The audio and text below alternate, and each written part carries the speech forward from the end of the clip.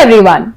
I am Avantika Mohan, the Community Lead for Sustainability at BW Business World. And today we are in conversation with Dr. Arvind Bodankar, the Executive Director, Head of ESG and Chief Risk Officer at Dalmia Cement Bharat Limited. Sir has over 33 years of experience and is heading the ESG initiatives at Dalmia Bharat and is accelerating the commitment of Dalmia from grey to green. We welcome you, sir. Thank you, Avantika. It's my pleasure, to be part of this interaction with the BW team. I appreciate. Thank you. Thank you, sir. Dalmia Cement is a company which was founded in 1939. It's been a catalyst in India's infrastructural growth, and it has been committed to being responsible towards the environment. With that, sir, we would like to know what are the sustainability initiatives that Dalmia Cement Bharat has undertaken, and how does it align with the overall business strategy? So before I talk about sustainability initiative, let me talk about the growth plans. We are currently 43.7 million ton installed capacity. We are one of the leading cement producers in India. We have a plan to reach to 110 million tons by 2030. But merely growing volumes and making profit is not a good business sense for us. That's what we believe. We believe that business should grow, but it should also include the people and the planet also. And that's why whenever we decide our business strategy, we look at through the lens of sustainability, and we make sure that every strategy has sustainability integrated with it. For example, I can tell you, while we want to grow the volumes, but what clinker percentage we should have, that we have already decided. While I may not reveal the numbers at this point of time, but we have kept in mind that how much CO2 emissions per ton of cement we would be having. So that roadmap is very much there. Now coming to the sustainability initiative, perhaps you could know that for a cement industry, CO2 emission is one of the major issue, and globally also cement industry is seen as an offender. It contributes almost 7% to the global CO2 pool, and all of us know that CO2 contributes a lot for the climate change initiative, climate change which is happening, the phenomena. Obviously, there is a pressure on cement industry to cut down on CO2 emission, and that is there in our mind too.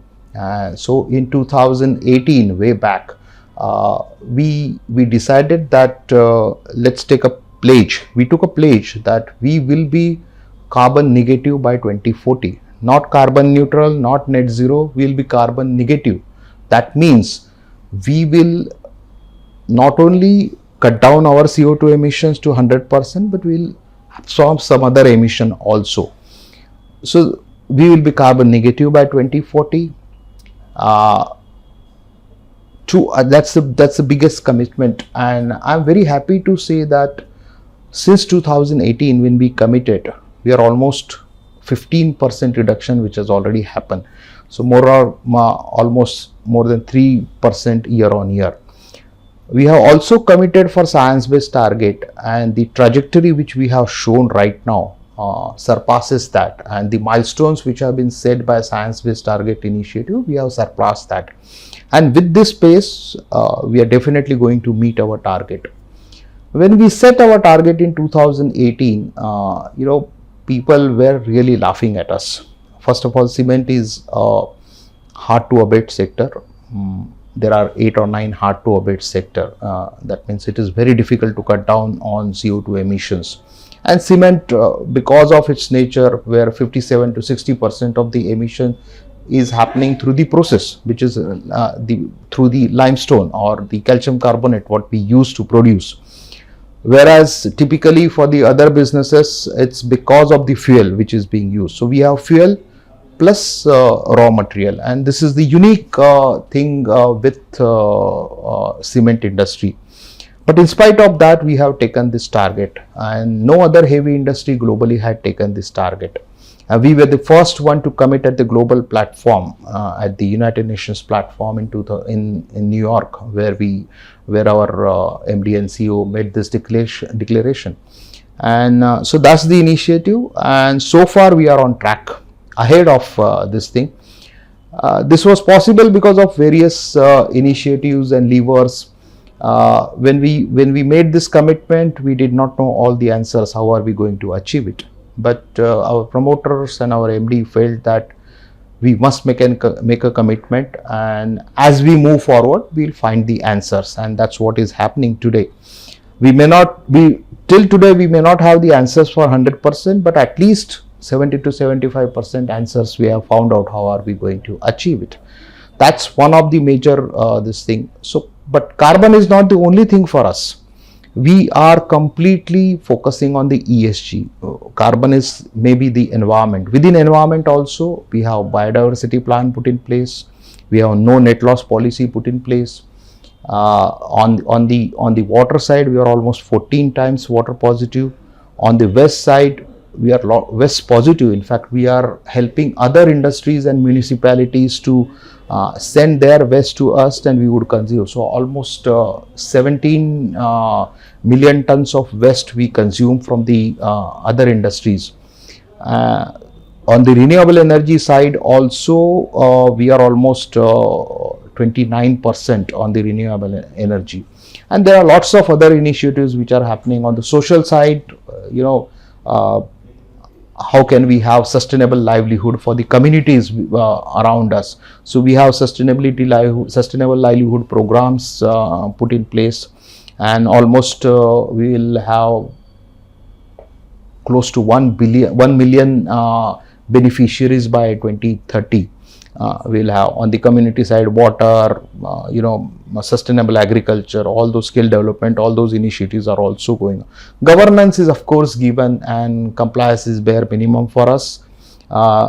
We adhere to all the regulations, and we are trying to be more than the compliance. Compliance is just bare. Let me take a pause, and if you have anything else to ask, please go ahead. Sir, you've given us an elaborate discussion on the environment aspect of ESG. So if you could give us a little detail about the social parameters, the social initiatives that Dalmia Bharat is undertaking. So any one initiative that you would like to elaborate upon? I can talk about our skill initiative. As I mentioned that, we want to have a sustainable livelihood for the people.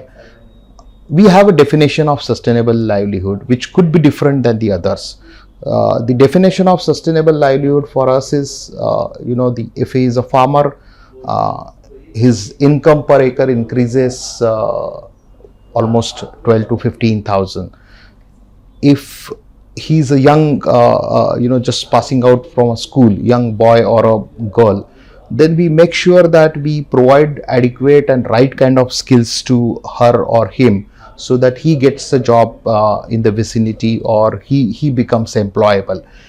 If she is a woman, through the women health self-help groups what we have formed, we provide the financial support to them, so that she can stand herself and have a livelihood for herself. It may be goetry, it may be she can buy a cow and have that kind of thing, or if she has other skills like painting skills, or some handicraft and all, that also we provide. And we make sure that everybody in our close vicinity, we may not be able to provide employment to everybody, but they have the means of sustainable livelihood for themselves.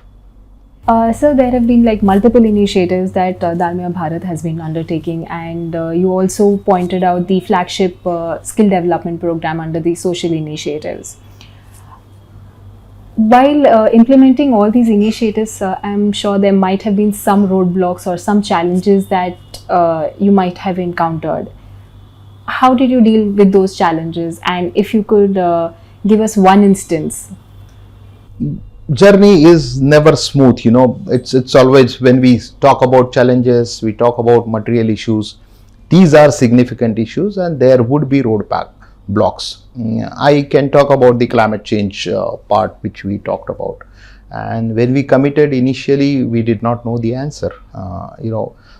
To achieve net zero or carbon negativity in cement industry, you require technological support, you require right kind of technology, you require a policy support, and you require funding also.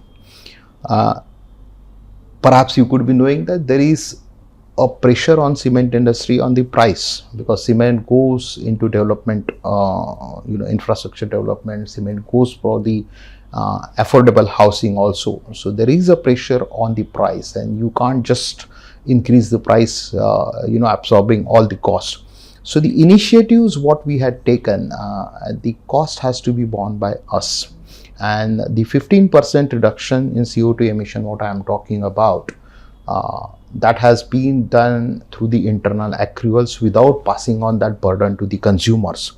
And so you can imagine somebody is at 18% more than us and selling at a price point at which we are also selling, whereas we had taken initiatives, reduce the CO2 footprint by 18% and absorb the cost. Now, on an average, if the global numbers are right, $125 are required for 1 ton of CO2 abatement. So you can imagine how much of expenses we might have made, and that too all through internal accruals. So funding will always be a challenge for you going forward. Was a challenge, we could manage that. Policy support is required, whether it is on the availability of the green fuel is there, availability of biomass, round the clock availability of renewable energy. While government is also very proactive, they have also made commitment that by 2070 India would be carbon net zero. So there are policies coming up, but at the pace what it needs. Now, of course, after G20 and all, we can see that a lot of push is going to be there, and hopefully there will be right kind of policy support available. Technology, I believe, carbon capture and utilization will be one important technology for our type of industry. Unfortunately, that technology is not available in India. So we have to be dependent on the developed world for availability of technology. The innovation what needs to be happening in our country is not happening at that pace which it should be. Now there are startups coming up, but we need to encourage these startups to have innovation so that the technology is available indigenously, and we don't have to be dependent on the developed world for availability of this technology. So these are some of the challenges which we have been facing, but I'm very confident we will overcome all these challenges. Definitely, sir. And I think this debate on the global north versus the global south is an ongoing debate, and it's going to continue for many years to come unless all the countries achieve their net zero targets. I'll move to my next question for you, sir. And we know that Dalmia Bharat is one of the companies which has the lowest carbon footprint globally. Mm-hmm. And it is 14 times water positive, as you also pointed out earlier. So what are the steps that Dalmia Bharat has undertaken to ensure that it remains the lowest carbon footprint company globally? And how have you been able to achieve the water positivity also? So for cement to be carbon, the footprint to be lower, there are 3-4 initiatives we need to take. We need to keep the clinker factor as low as possible in the cement, and so more of a green cement we should be sending. Now, when I say green cement, it's mixed of a lot of other material like fly ash, cementitious material like fly ash, slag, or industrial waste which is there, and it's not the virgin cement. And so we try to keep the clinker factor as low as possible. We try to have more and more renewable energy, and we try to have more and more the green fuel. I mean, we are replacing the coal with a lot of municipal solid waste, biomass and other material. So that's what, and we will continue to have that to maintain the lower carbon footprint. As far as water positive is concerned, we have created catchment areas within our plant as well as in the community area, and the rainfall which is happening, we are channelizing that and making sure that the groundwater level is increasing. So we have created ponds, we have created reservoirs where this storm waters otherwise would have flown away is stored. We have created check dams, and that's how the water table within the beneath the earth is increasing. Sir, what are the certain practices and strategies that Dalmia Cement Bharat has implemented when we talk about responsible sourcing, and how have you been able to maintain the supply chain sustainability? Yeah. So what we believe in, is, you can't be sustainable within your four walls. Your upstream supply chain and downstream supply chain has to be sustainable, and we believe in a holistic approach, whole life, whole value chain, what we normally call it.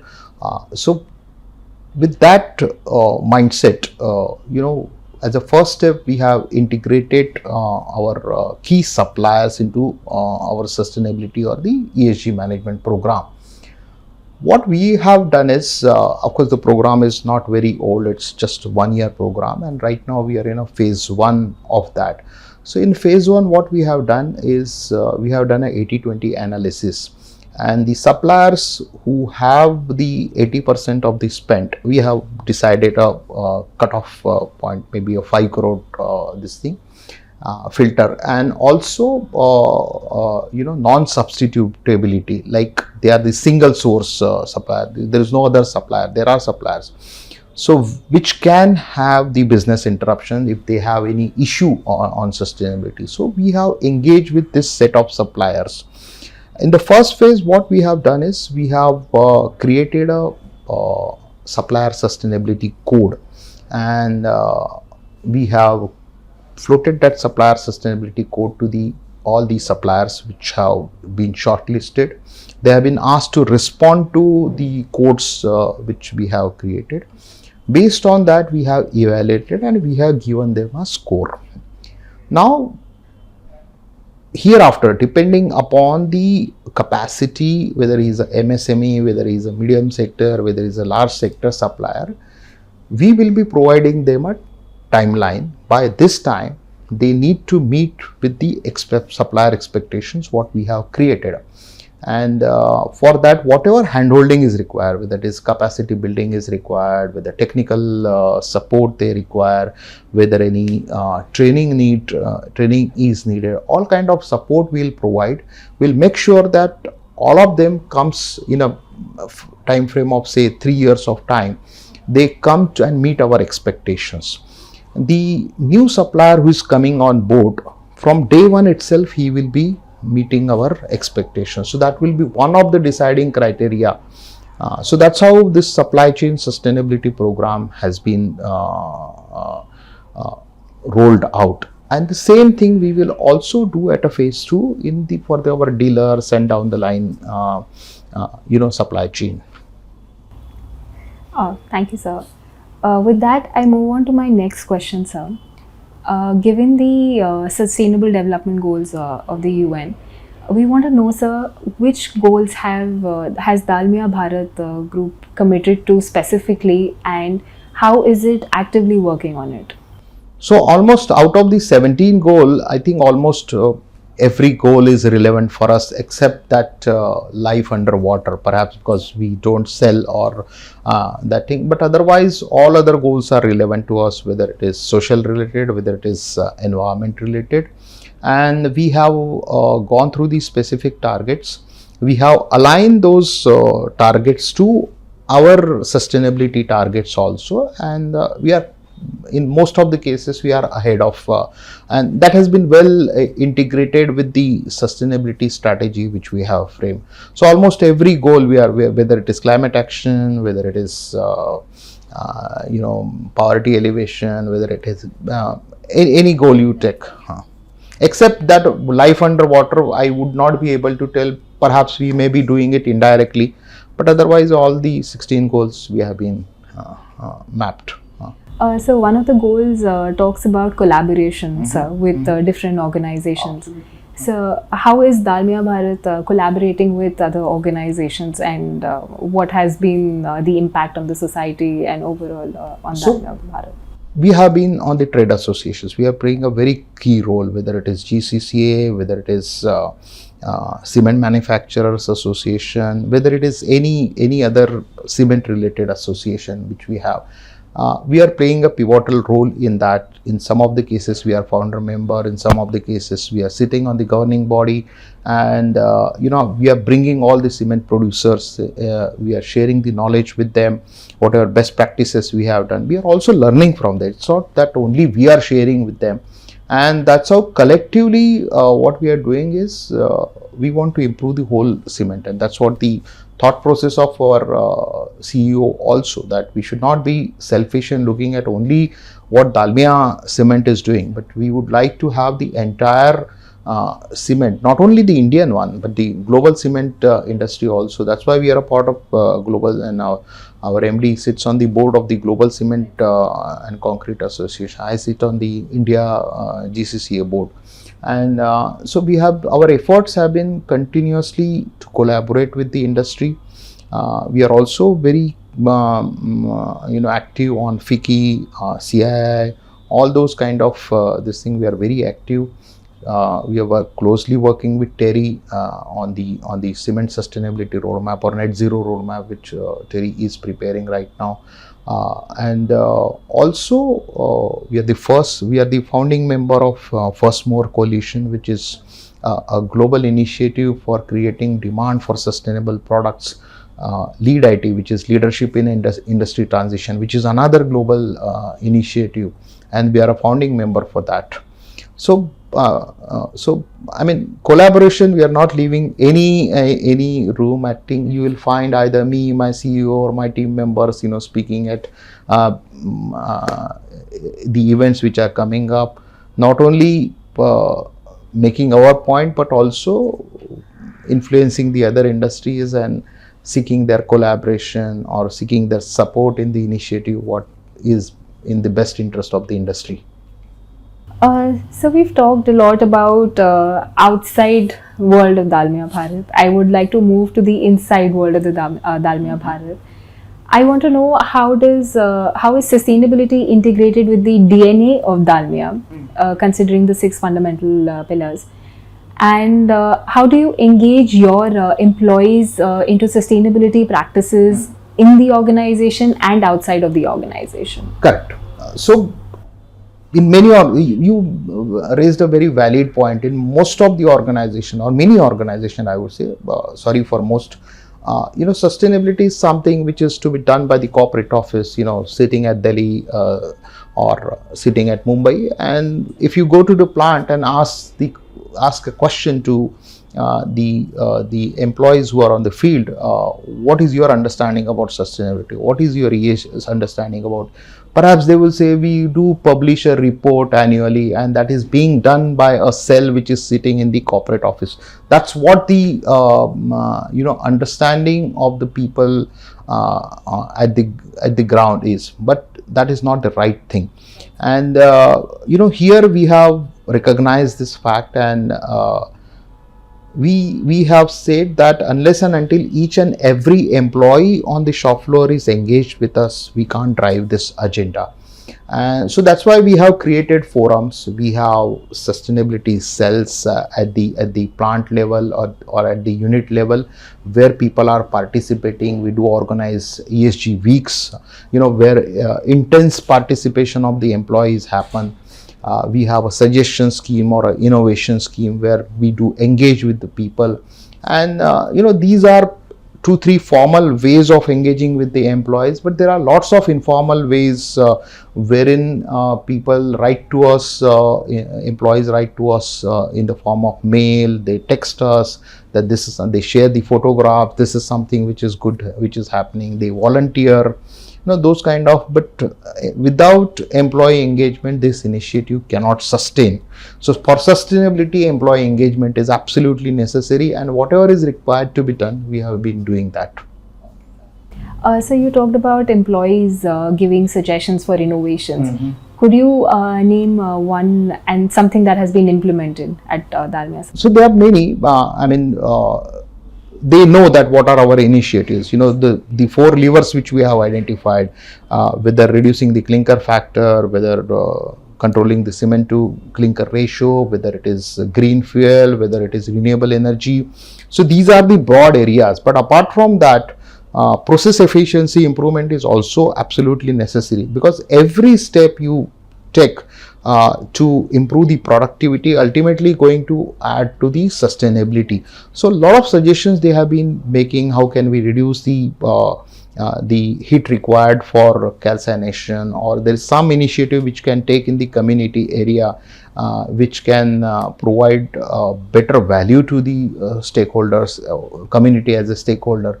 Those kind of suggestions are coming up, and we have been implementing that. Water conservation, lot of suggestions have come.